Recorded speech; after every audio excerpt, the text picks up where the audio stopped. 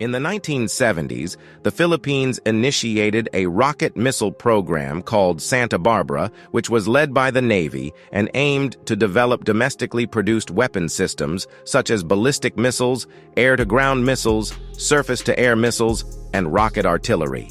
From a global perspective, the ability to independently complete such a comprehensive rocket missile development program is only found in traditional military powers. The Philippines at that time had no experience in this area and almost no experience in reverse engineering.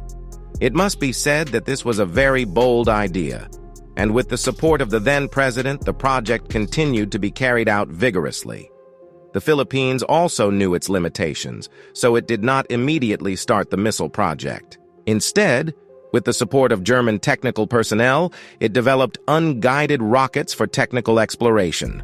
Once the relevant technologies were mastered, they began to develop more difficult missiles and consider mass production. At the end of 1972, a rocket named Bongbong 1 began testing, which had a range of 12 kilometers and a caliber of 180 millimeters. In 1975, another rocket called Bongbong was launched. The Philippines conducted many design experiments on these rockets, including fixed triangular or short fuselage, folding wing long or short fuselage. With the support of German technical personnel, they conducted so many experiments, which should have been a combination of theory and practice to cultivate the country's own technical personnel.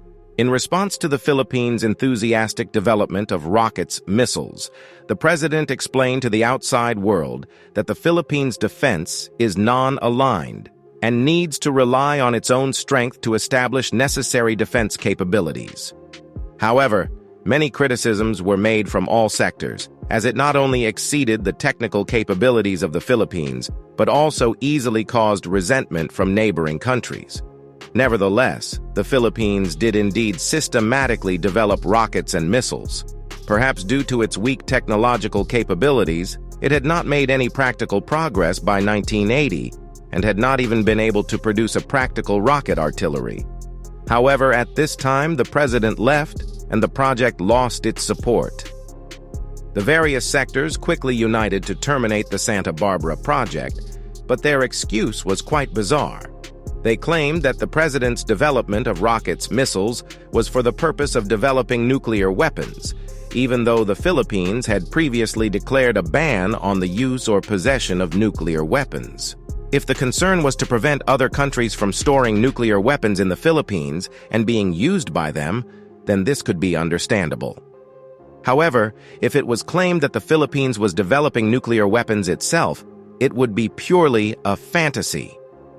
As a small country, it is not unreasonable to develop some defense technology and to imitate or develop some basic weapons within the country's capabilities. However, the Santa Barbara program set its goals too high, making it not only difficult to implement, but also unsettling to various sectors.